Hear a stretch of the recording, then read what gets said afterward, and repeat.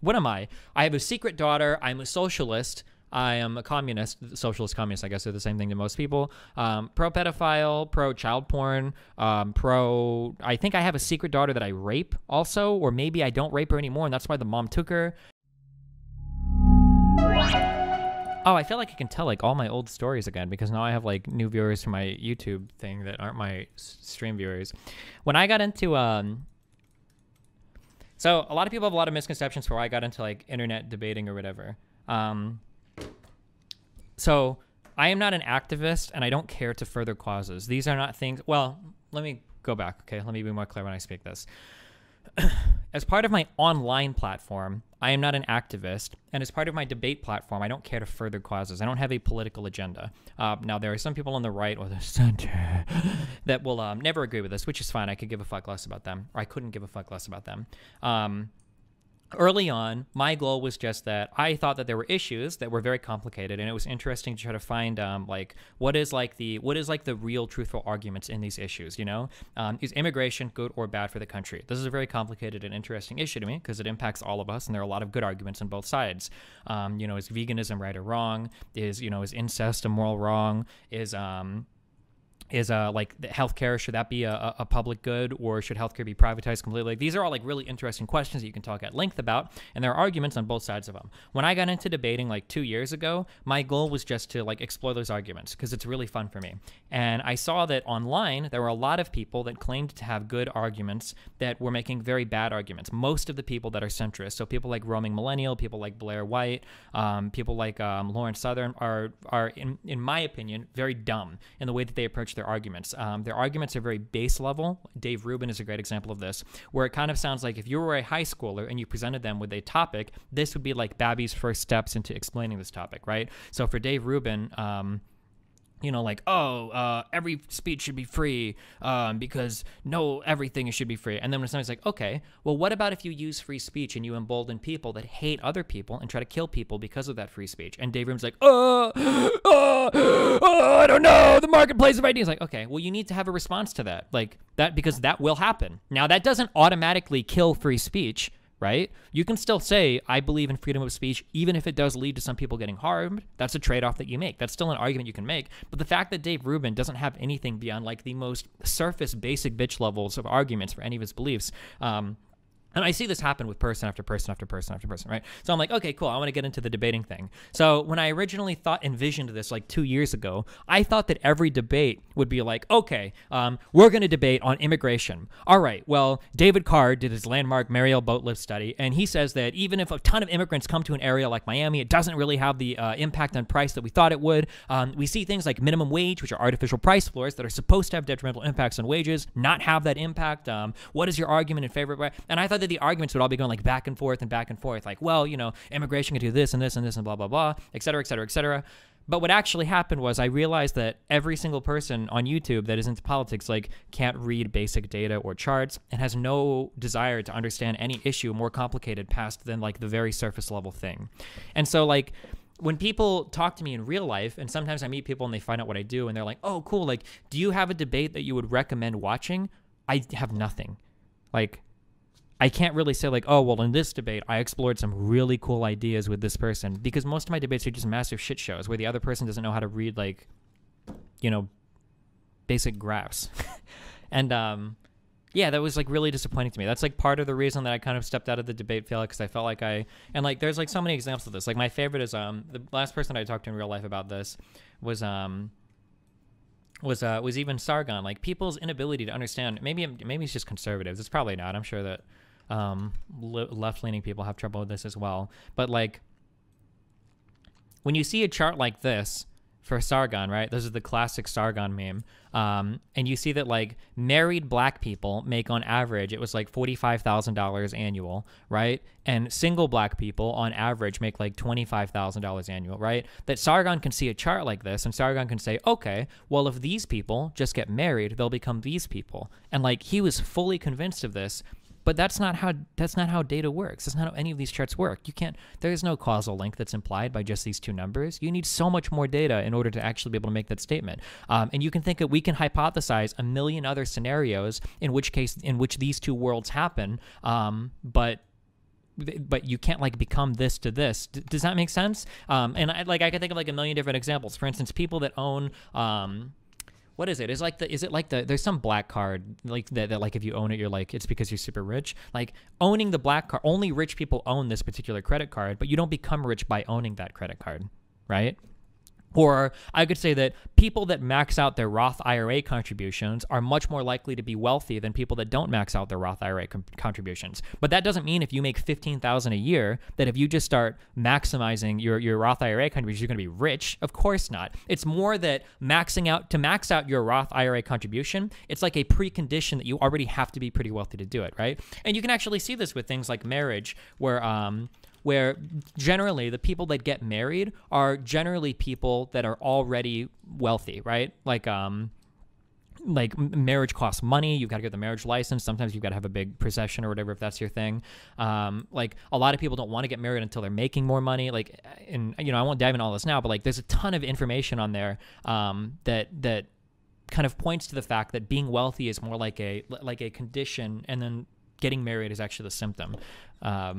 And that's just like one of like a million different fucking things. And the problem that I ran into so many times when I would start debating these people is that as soon as they start talking, I realize that I have so much ground that I would need to cover to bring them over to my side that it's like not worth it.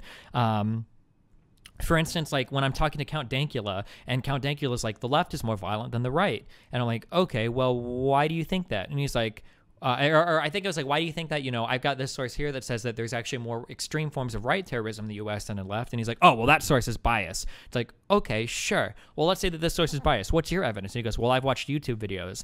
And I'm like, okay, you can't do that. And he's like, no, you don't understand. I've watched hundreds of YouTube videos. And it's like, that's not how that works at all. I can't even believe that you're unironically saying this to me right now. Like, I actually want to kill myself, like, listening to you, not only unironically presenting this as an argument, but then, like, smugly laughing about it as well. It's like, dude, like, YouTube as a site, firstly, do you know if equal amounts of violence are posted from the left and right on YouTube? Maybe there's a higher probability that right-leaning or left-leaning violence get posted on YouTube. Firstly. Secondly, do you know how the algorithm recommends you videos? Maybe there's a higher chance that people are, maybe there's a higher chance that YouTube is recommending you certain videos. Thirdly, are you being biased at all? Maybe there's a higher chance that you click on videos that have right-leaning or left-leaning violence as opposed to right-leaning violence. Fourthly, maybe people are more likely to record types, right? There's like a million different reasons. We could probably spend it right now like listing 15 different ways that way of collecting data is wrong. And none of this is like really high-level stuff. None of this is like, I went to college and I'm a grad student studying data collection. Like, it's not really at all like high level. Like, I learned all this stuff in high school. I don't think I'm exceptionally smart for knowing any of this. Like, it's pretty basic stuff if you're really being honest with yourself. Oh yeah, the gun argument. When I got into that argument with the guy, oh God, with that baldy dude that came on to defend gun shit in Australia. And the guy was like, well, look at Port Arthur, okay? After Port Arthur, they made fully automatic assault, or they made like assault rifles illegal. Guess what? If you look at the deaths in Australia to gun violence, they remain the same. And I was like, okay. And I'd never seen this data before. So sometimes people ambush you with data. That's totally fine though. That's cool. People give me new data. I can reform my opinion on something. And I've gone back and forth on whether or not that Port Arthur gun ban was good or bad for Australia. And I still go back and forth on it. Right now I'm in that it was probably a good thing, but I could be swayed to the other side. So I start looking up the numbers and I'm like, wait a second. You said that the numbers remain constant. And he was like, yeah, the number of deaths per year in Australia have remained constant. And I'm like, okay, but the population in Australia has like doubled over the past like 20 years. And then he unironically says to me, oh, you want to make the per capita argument? What? How do I respond to that? What am I supposed to say when somebody says that to me unironically? You want to make the per capita? Like, what am I, like, do we have to go back and spend like 20 hours like having like very, very basic conversations on like how data or numbers or stats work? Like, I don't know what I'm supposed to do there. Like that's, and I run into this in debate after debate after debate after debate where like people will say something and it's just like, dude, you're not even like, I can't even believe we're having this conversation right now. Like, why are you here? Tell the Lauren Southern one. The Lauren Southern debate was the debate that I prepared the hardest for. God, she said so many fucking stupid things. She opened our debate off with I guess she did some research on me with the StarCraft 2 story. And she's like, okay, I'm going to give you a StarCraft example on why immigration is bad. And I'm like, okay, sure, let's do it. And she's like, well, imagine you have a base and you've got 15 SCVs mining. And I'm like, okay, sure. And she's like, well, what if we brought in like 20 SCVs more to mine? Like, now you don't have enough work for all of your SCVs. And that's really bad. And I'm like, okay, well, this is kind of like the perfect analogy. I'm glad that you brought this up, because if I wanted to expand my base in StarCraft or expand my economy in real life, I would have to increase my resource of labor, my supply of labor, or build more SCVs to do it. So yeah, if 20 more SCVs came in, I would probably build another base. And in StarCraft, this is exactly what you do. I actually read her whole shitty fucking book. And I think she really wrote it too. I don't think that book was ghostwritten. She really wrote that, because there are like phrases in there where it's like cuck professors. I read her whole book, and I actually read actual economic literature, which was so insanely fucking dry and boring to me. But I did it to prepare for this debate. And we had like a 2-hour debate. And in the first like 20 minutes after going into the economic argument, she drops it. She's like, okay, well, hold on. Economics is really only a really small part of my book. I just want to talk about culture. And I'm like, I just spent like my whole prep time going into the economics because I wanted to debate numbers, and now you're just gonna give me your fucking feelsy that you're scared of fucking brown people? Like, holy shit, how bored can I be here? Like, ugh. And then her thing on like, and then I have to try to tell her, like, you know that like sometimes some data can be worse than no data, right? Like data collection is very important. Like it's really hard to collect good data. And she's like, because she's like, well, I was on the ground in Malmo in Sweden. And I was like, okay, you think that all of Sweden is fucked? She's like, well, yeah, I went there and I saw bad things. It's like, you know that like your one experience in one part of one city in 3 days can't be extrapolated to the entire country of Sweden, right? And then she unironically uttered the phrase, well, data is just the plural of anecdote. Oh, fuck. I hate these people, dude. Yeah, anyway, like fuck, dude. Fuck me. These debates were miserable. Nothing good. There were no good debates that happened at all. All of them were over like just the dumbest fucking shit. Who was that Joe Pags guy that's like, well, I'd rather come up against somebody with a gun than a knife because a knife is more scary. And it's like, since we are telling stories. And it's like, dude, you were fucking military. They don't go to the Middle East with knives, you dumb motherfucker. They don't arm you with a massive fucking machete and tell you to go kill some fucking Taliban. Why would you even say this? You know? Fucking standard issue military shit. Your sidearm is like a 3-inch knife switchblade, and your main arm is like a giant machete. They give you fucking assault rifle. They give you M4s, and then they give you M9 Berettas, right? Like, or I think they replaced the Beretta now, but like, they're not giving you fucking knives. Like, why are you making it? We both know that you're full of shit right now. Why are you doing this to me? Why are you making this shit up, expecting me to believe it when we both know that you don't even believe this? Fuck me. I hated all these arguments, dude. What did this guy say? Hold on.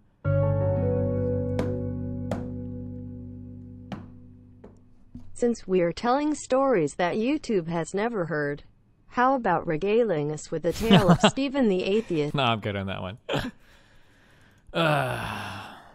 You showed the world how stupid these people were. They were actually important in changing many minds. Yeah, maybe, but again, and I know this is hard for some of you to accept because I think a lot of you have built up a version of me in your mind that's actually so much different than who I really am. My main concern was never political rhetoric. My main concern was never, I want to bring everybody over to my side. Because if it was, my arguments would be far different. Right? My rhetoric would change so much, right? We would be telling narrative-based arguments and even some fallacious appeals in order to bring people to my side. I just wanted to go after the arguments themselves. That was interesting to me. If I could pull people over using, like, well, this is a rational argument, A, B, C, D, E, F, G premises, and then here's our conclusions, like, that would be cool. Like, I would enjoy that. I don't enjoy, like, political rhetoric as much. That's just like, well, let's talk about minimum wage. Well, let me tell you a story about my friend Franco, who minimum wage saved his life, right? That would be a far more effective way of bringing people over to my side. That's just not as entertaining to me. And maybe I'm selfish or an asshole for thinking that, but like, that's just not, yeah, I don't know.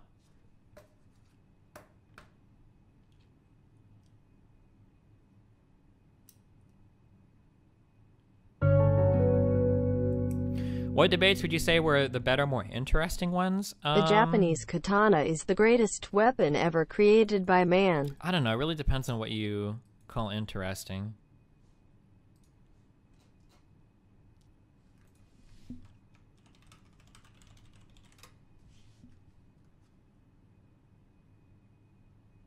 If your goal was really high-level debates all the time, I'm kind of disappointed about these. You thought these people were going to give it to you. Well, the thing was that, like, these were the most popular people on YouTube. So for some reason, I assumed that, like, maybe these people... And so, like, I don't know, just the idea that somebody could be as big as Sargon, but also be as stupid as Sargon, it just never settled right in my head. Or like Dick Masterson.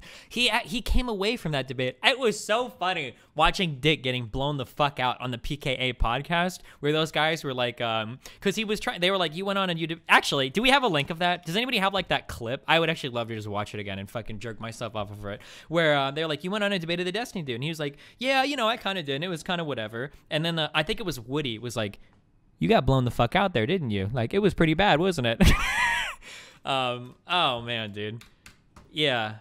Dick was one of my favorite, like, a lot of the big problem with so many of these fucking conservatives is that they live in like this fantasy land, and it's insane to me how you have a conversation with somebody that's like completely non-factual. It's like even about myself, it's gotten to the point to where like people make up so many things about me where I'm like, I'm pro pedophile. What am I? I have a secret daughter. I'm a socialist. I am a communist, socialist communist, I guess they're the same thing to most people. Pro pedophile, pro child porn, I think I have a secret daughter that I rape also, or maybe I don't rape her anymore and that's why the mom took her.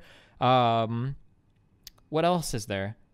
I don't even know. There's so many pro incest, and when you say incest, I mean dads like raping their daughters, I guess. There are like so many. I want to bomb Mexico. Yeah, carpet bombing Mexico. Oh, I'm also Jewish, I guess, too, because one of my supporters is Jewish, even though I'm like one of the most anti-Israeli people that I know. Yeah, holy shit. Oh, no, no, no. Don't clip stuff on me. Oh, fuck.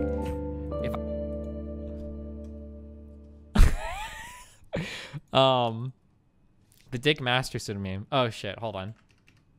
Okay. Something like you're not get a Captain job. High Horse. Oh, but Dick Masterson did this thing that, oh fuck. Oh dude, I love that you guys are here and you're new because I've got so many memes we can go over that I've gone over in the past and it's like reliving the old memes. We can watch this real quick. Dick Masterson repeats this meme to me often where he's like, oh, Destiny, he just gish gallops people, blah. I get this thrown at me so often.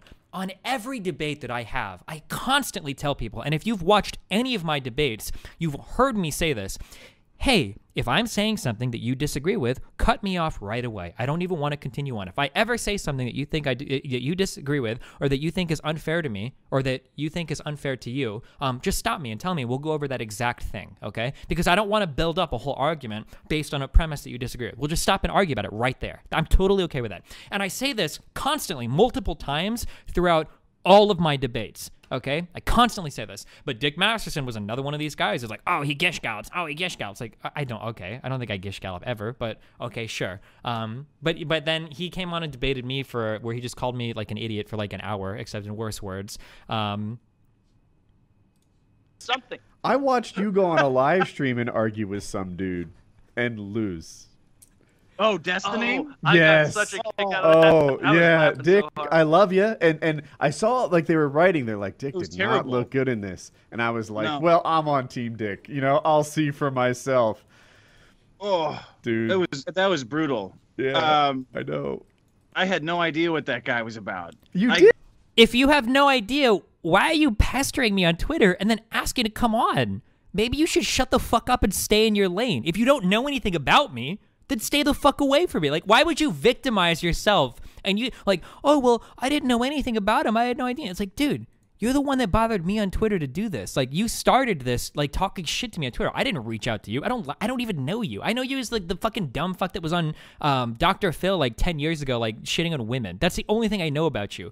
Why would you come out of Twitter, out of nowhere, trying to take shots at me, and then come on and get blown the fuck out, and then cry that you didn't know who I was? Like, Sorry. It's six I man didn't hours even gone. Think about it. Like, I got a friend who's always sending me these Facebook arguments. Oh shit, hold on. I backed dude, up. Okay. something. Like, you're not get a Captain job, High Horse, something. I watched you go on a live stream and argue with some dude and lose.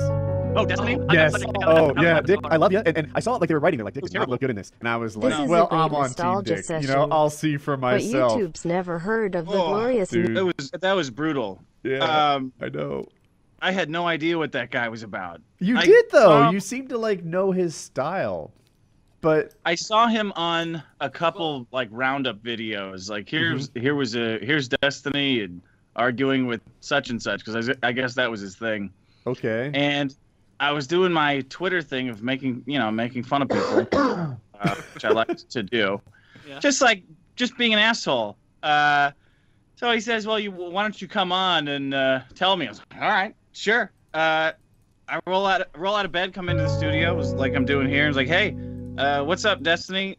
I think you're a scumbag, and you argue like a prick. You don't let people get their points out. Like you just take what they say and make it something, phrase it like they said something else every time."